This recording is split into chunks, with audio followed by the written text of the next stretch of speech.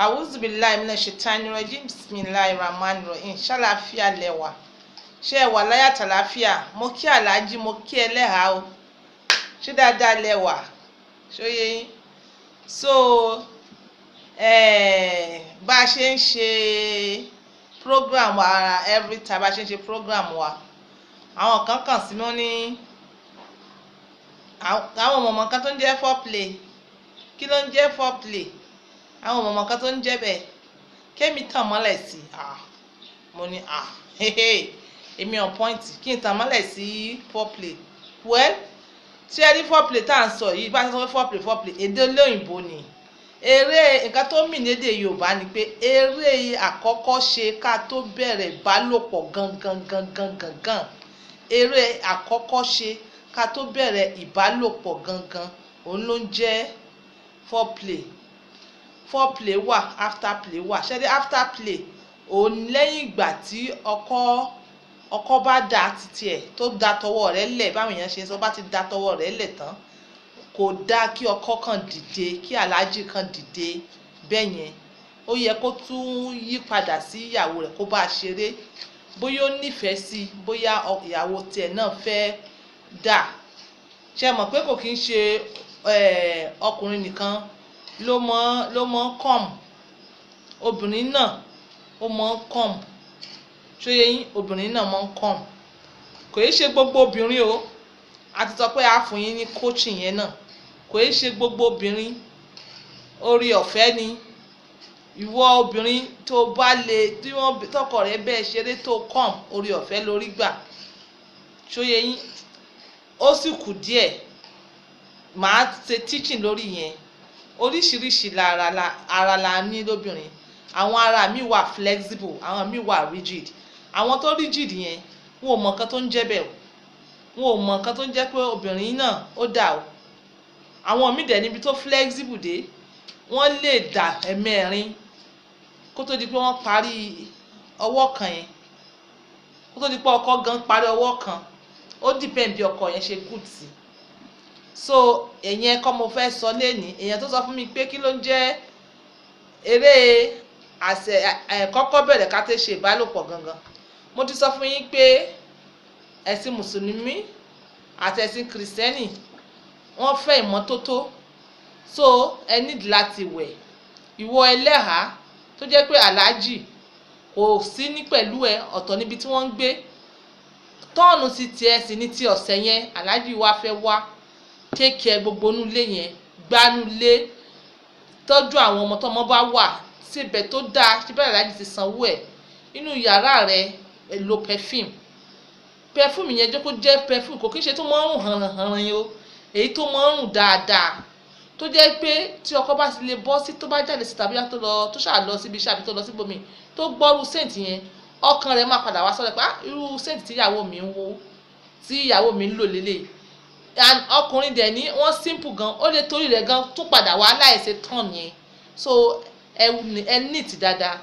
A bá fẹ́ bọ́ ọkọ wa ṣe eré ìfẹ́, a ní láti ṣe intention. You have good intention pé ọkọ mi ni mo fẹ́ bá ṣe eré ìfẹ́. Tẹ́ bá wo program mi kan láìpẹ́, as a Muslim ó ní bá ṣe máa sọ, mo ti kọ́ kalẹ̀ lẹ̀. Nǹkan tẹ́ máa sọ lélẹ̀, ó fẹ́ bọ́ ọkọ rẹ̀ ṣe eré ìfẹ́. Ọkùnrin sọ, obìnrin sọ, bisimilahi Allahumma jannaba shaitana wa jannab shaitana ma razaqtana. Ẹ jẹ́ mú lẹ́ẹ̀kan sí. Bisimilahi Allahumma jannabna shaitana wa jannab shaitana ma razaqtana. Ìwọ tó bá mọ̀ tó lè sọ, ṣóyé yín, Ọlọ́run ò nira. Sọ simple one tó lè sọ lédè rẹ. Kó o tiẹ̀ sọ Auzubillahi minash-shaitanir-rajim bá ṣe máa ń sọ almost every time yìí, it's still the same. That is, I come against shaitan. Whatever thing I do, I come against shaitan. Wọ́n fẹ́ ká mọ̀ sábà mọ̀ ṣe intention yìí torí pé kí ni tó bá lọ já sí pé èèyàn ọkọ àtìyàwó ń bára wọn lò pọ̀ tó lọ já sọ́mọ, kí ọmọ yẹn lè bá jáde ní moral charge. Bí àwọn ẹlẹ́sìn, àwọn onímọ̀ bí wọ́n ṣe kọ́ wa nìyẹn pé ẹ gbọ́dọ̀ mọ̀ ṣe àdúrà yìí. Tí ọkọ bá fẹ́ dà gan, àsìkò tó bá fẹ́ dà ó gbọ́dọ̀ ṣe àdúrà yìí. So that kọ́mọ tó bá máa jáde lára rẹ̀ kó jọ ọmọ alálùbáríkà bí àwọn ẹlẹ́sìn ṣe fi kọ́ wa nìyẹn. àmọ́ Ọlọ́run ló mọ̀ ohun tó yónú yẹn lọ́sàn Ọlọ́run ló mọ ọkùnrin kálukú wa ọ̀pọ̀ ìgbà àìmọye wọ́n lè mọ̀ rántí àmọ́ bí ẹ̀ ṣe sọ nìyẹn bí àwọn onímọ̀ jù wá lọ bí wọ́n ṣe sọ nìyẹn pé ẹ gbọ́dọ̀ mọ̀ ṣàdúà yìí kẹ́ ẹ tó bẹ̀rẹ̀ eré ìfẹ́ tí ọkọ bá fẹ́ dà ó gbọ́dọ̀ sọ àdúà yìí kí ọmọ alálùbáríkà lè bá jáde nínú ẹ̀ kó mọ̀ jẹ́ ọmọ pàṣíwọ̀wọ̀ kó mọ̀ já ọmọ lélẹ̀ àbí kílẹ̀ yìí kó jẹ́ ọmọ alálùbáríkà kó jẹ́ ọmọ tó ní moral kó jẹ́ ọmọ tó tẹ̀lé ìlànà Ọlọ́run so ẹ mọ sábà mọ sọ bí ẹ̀sìn ṣe sọ nìyẹn bí àwọn onímọ̀ ṣe sọ nìyẹn o so àmọ́ tẹ̀síwájú ẹ wá bẹ̀rẹ̀ pẹ̀lú eré àkọ́kọ́ ṣe kó tó di pé ọkọ wọbẹ̀ gangan òun ni pé ìwọ ọkọ ẹ̀yin ìyàwó mo ti ní ẹ mọ dínú tó fine ẹ mọ̀ jẹ́ kí irun yín mọ̀ dọ̀tí ẹ mọ̀ take ara yín dáadáa ẹ mọ̀ jẹ́ kára yín mọ̀ boom pẹ̀lú fine scent ẹ̀yin ọkọ ó ti rí ìyàwó rẹ pé ìyàwó rẹ fine appreciate irun ẹ̀ ẹ bẹ̀rẹ̀ bá ti wà lórí bẹ́ẹ̀dì yẹn tó yẹ pé because nobody is disturbing you tọmọ bá wà àwọn ọmọ ti retire sí orí bẹ́ẹ̀dì wọn fọwọ́ kan irun ẹ̀ pé àwọn ọmọ irun yẹn fọwọ́ kan irun ẹ̀ pé irun yẹn mọ̀ fine bẹ́ẹ̀ meanwhile madam ìwọ tó bá ń lo hijab ìwọ tó ń lo niqab covered one ẹyọ tàlàjì bá ti dé in fact gbogbo ẹ ẹjọ bá ti wọnú lẹ́yìn ẹyọ ẹjẹ kátẹ́gùn fẹ́ sí lára tí aláàjì bá wá dé yọ gbogbo ẹ ìwọ àwọn small one yẹn ṣe bọ́kọ ẹni jẹ́ kó rí nǹkan tọ́lọ́run ṣe sí ẹ lára jẹ́ kó rí nǹkan tọ́lọ́run ṣe sí ẹ lára ṣé bó ó ti sanwó ẹ ṣé bó tàbí i'm sorry ẹ ti fẹ́ra yín ó ti san dáúrì ẹ jẹ́ kó rí kí ni àṣà burúkú wo ni pé wọ́n sọ pé bẹ́ẹ̀ mi aṣẹ́wó ni àṣà burúkú nìyẹn báwo lọkọ ẹ ṣe máa sọ pé wọ́n aṣẹ́wó ni jẹ́ kí n sọ fún ẹ bó túra kalẹ̀ fún wọ́n tú kalẹ̀ fún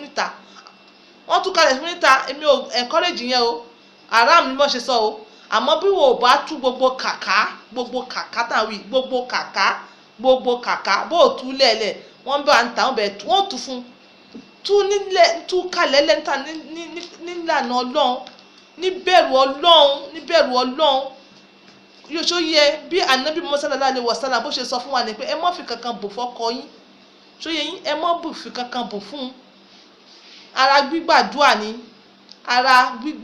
ni wàá wá small blouse wàá wọ small skirt náà àmọ́ ẹ mọ́ gbàbúwẹ́ o àwọn onímọ̀ kan náà tún bẹ I don't want to be going to that side àwọn onímọ̀ kan tún sọ wípé kò yẹ ká tún mọ̀ bọ́ra lẹ̀ pé naked pátápátá tán bá ní ká mọ̀ bọ́ra kalẹ̀ naked pátápátá you understand just find small wrapper or small towel kan rọra fi lé gbogbo góńgó you understand àbí small blouse small skirt ìyẹn kò ń ṣẹ̀ṣẹ̀ kò kí ń ṣe ẹ̀ṣẹ̀ so yé mọ̀ tẹ̀síwájú so tó bá alájẹ appreciate irun ẹ̀ máa fún àwọn ọmọ àpírítì lẹ́ni from there ó fọwọ́ gbẹ̀kẹ́jọ́ from there ẹ bẹ̀rẹ̀ sí ní fọwọ́ kan gbogbo ara ẹ bẹ̀rẹ̀ sí ní fọwọ́ kan ẹ bẹ̀rẹ̀ sí ní fọwọ́ tẹ̀ gbogbo ẹ̀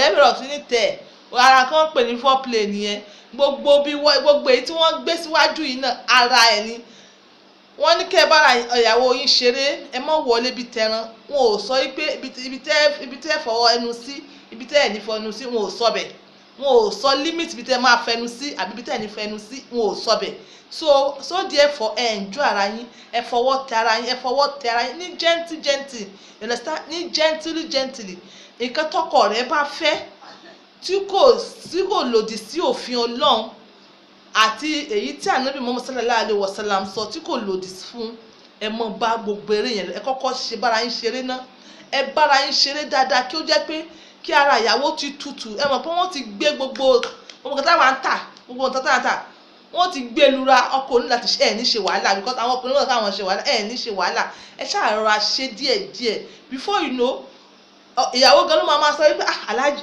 òun gan ló máa fẹ́ tó yá èyí tẹ rọbì náà ti tó ẹ wá gbé gbìngbìn yẹn ẹ wá exactly ẹ mọ̀ bọ̀ ẹ wá ṣe ṣóyè yín ẹ pé ẹ wá ṣe but before then nǹkan tọkọ ẹ bá fẹ́ tí kò lòdì sí ìlànà Muhammad sallallahu alaihi wasallam tí kò lòdì sí nǹkan tọ́lọ̀ ń sọ ṣóyè yín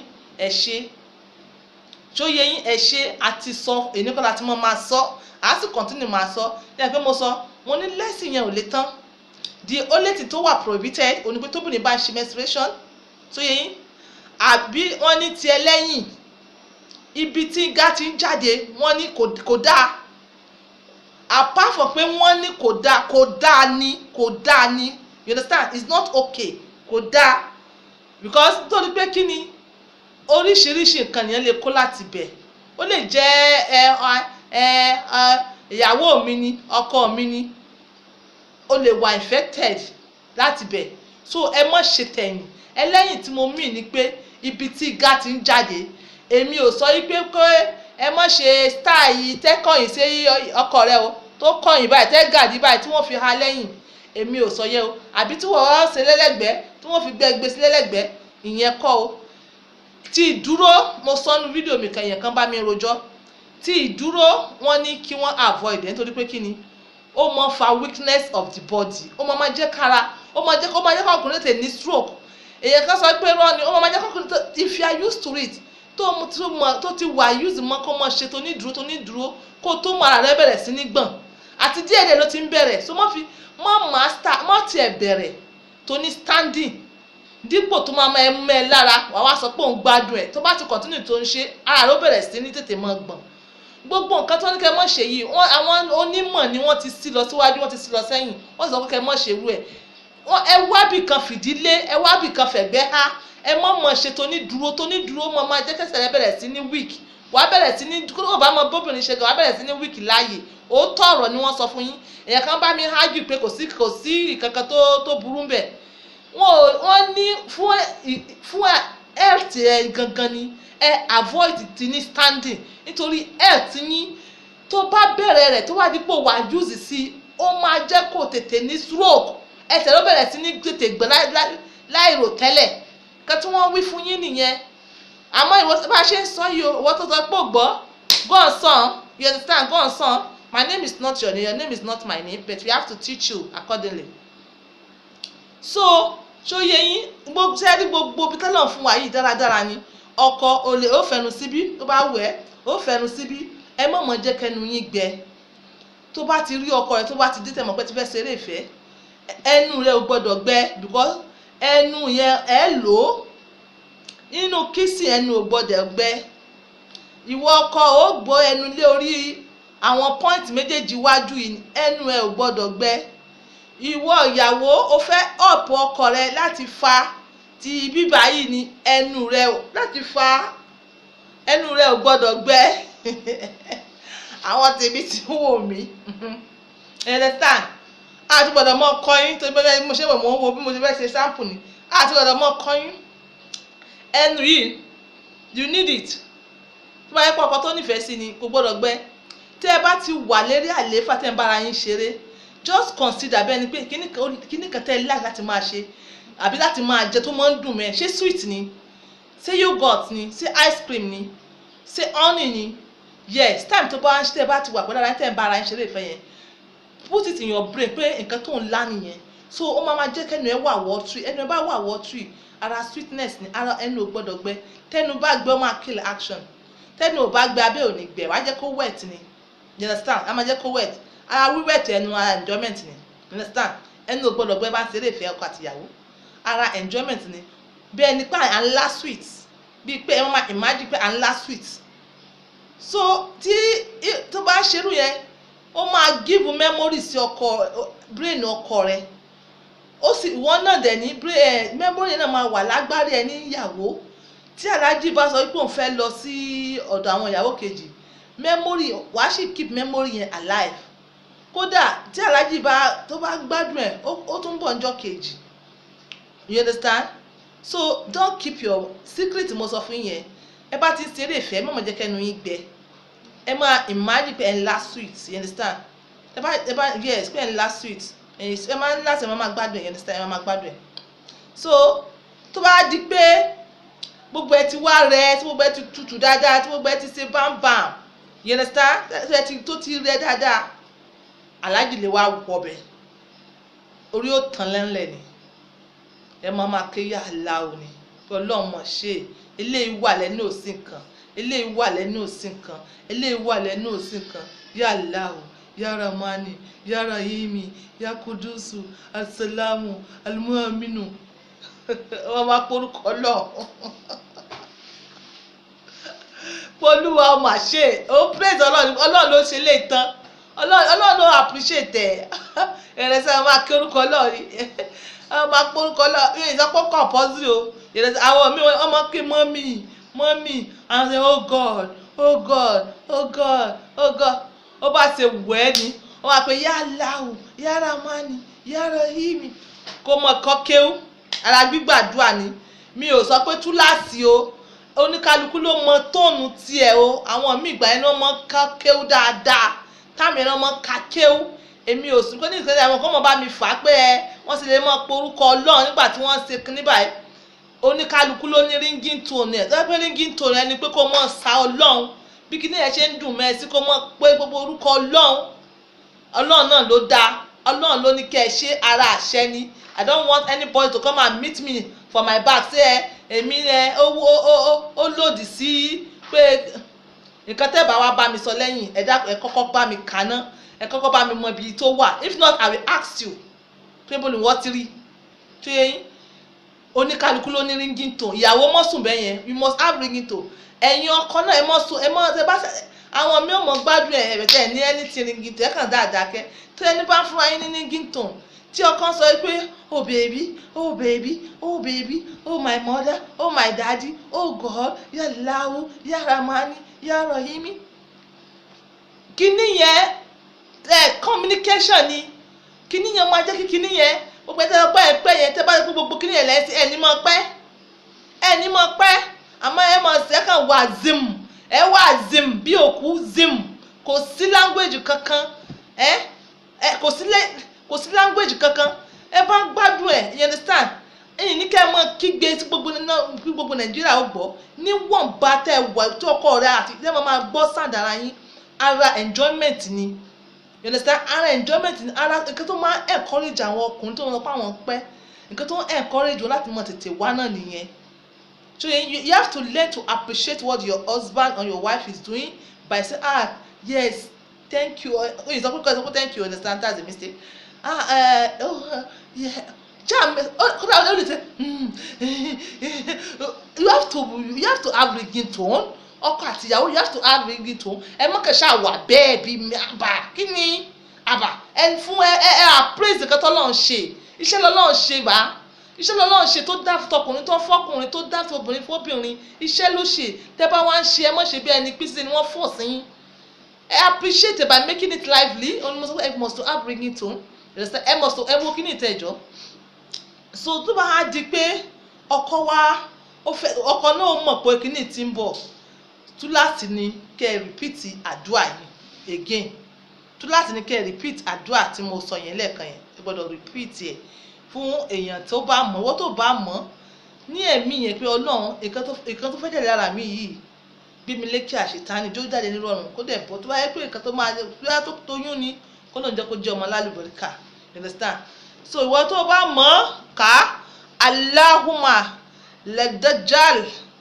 shaitani fimal razaqtani nasiban Allahumma latajal shaitani fimal razaqtani nasiban tó bá fẹ́ wá kò í ṣe tó bá lè ṣe lédè rẹ ní èdè yìí bí mo ṣe kọ́ ṣe ní èdè rẹ ṣóyẹ tó bá sì rántí fọkàn rẹ sọ́dọ̀ Ọlọ́run pé ìwọ ló ní mí ìwọ ló fún mi ní agbára nǹkan tó fẹ́ jáde yìí jẹ́ kó jáde láyọ̀ àtàlàáfíà kó gbé mi lékè àṣetánì focus ó ti tán àti kúrò àwọn mú wúchẹ orin wàá sì dà lírọ̀rùn oníkálukú ó sì ṣe kíni ó bá sì dà tán ìwọ ìyàwó tó ń wóyún ní sùúrù má ti dìde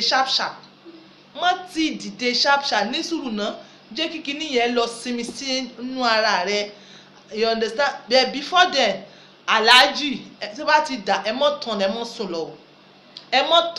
sùn lọ ẹ need láti èyí tẹ́ fi bẹ̀rẹ̀ yẹn tẹ́ fi bẹ̀rẹ̀ ẹ wàá wò ó ẹ ṣe wọ̀nba bóyá ìgbà tẹ́yìn fi dà yẹn bóyá òun ò tí ì dà tẹ́ bá wá ṣe bẹ́ẹ̀ tó bá nífẹ̀ẹ́ àti dà ẹ máa rí response yẹ tí ò bá nífẹ̀ẹ́ àti dà òun gan ló máa sọ fún mi pé ẹ má wọrí òun ti wà okay ìwọ aláàjì wàá sì dìde wàá lọ tọ́jú ara rẹ wàá lọ wẹ̀ wàá wàá mú kíní yẹn wàá fomi sí wàá fọ dáadáa wàá tẹ̀ kí gbogbo tó wà nínú kó kúrò wá ẹ tọ̀ èyí tó wà nínú kó lè bá jáde.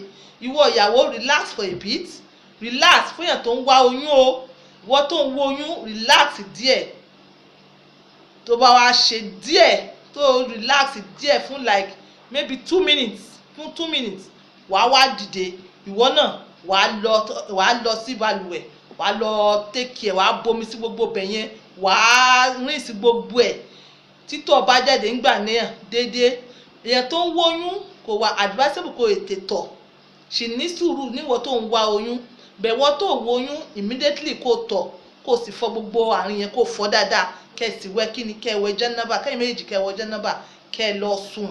Tó bá sì di láàárọ̀ agbára bá tún wà aláàjì kán tó yẹ tẹ bá ń ṣe ìgbà míì kò sí gbogbo ìgbà náà ni àwọn èèyàn máa ń ṣe eré foreplay tá à ń sọ yẹn tó yẹ yín, àmọ́ ẹ jẹ́ kí kìí ṣe pé kẹ́ ẹ gun obìnrin bíi tẹran, ẹ gbọ́dọ̀ ṣe níwọ̀nba tó yẹ yín. So a gbọ́dọ̀ tún bẹ̀rẹ̀ again níbi tá a ti bẹ̀rẹ̀ nígbà yẹn. So this is, I think you understand. Ètò ìbá ti understand ẹ jọ̀ọ́ ẹ kàn sí mi èmi on point by 2. Ó ní kinní kan tí mo sọ mo fẹ́ repeat ẹ̀ ṣó yẹ yín. Mo ní ringing tone, ẹ appreciate ọkọ àti ìyàwó appreciate ara wọn. It's not necessary pé òun porúkọ Ọlọ́run tí ọkọ àti ìyàwó bá wà tí wọ́n bá gbọ́dọ̀ ara wọn anything lè jáde.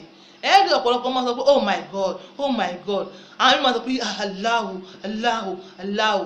Yes, nǹkan tó bá wù ẹ́ ló lè ké, òfin praise Ọlọ́run ni.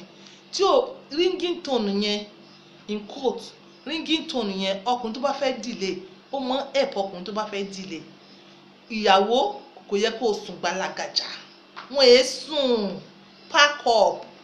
Tó bá ti wà ń bẹ iṣẹ́ enjoyment ni, but síbẹ̀síbẹ̀ náà you have to relax your nerves tó bá relax yẹn ló máa jẹ́ kó enjoy. Tó bá wọ́ tọkọ rẹ bá ti wà ń bẹ kan imagine, relax your nerves, then imagine pé òun lá sweet, imagine pé nǹkan tó ń ṣe yìí is something you enjoy, it's sweet, you have to enjoy it, you understand. Wọ́n dábẹ́ fún mi gbádùn ọkùnrin ayé john ní pèsè ayé ìsìn. Ìwọ tó ń bá dábẹ́ fún tó ìgbádùn ọkùnrin pé wá.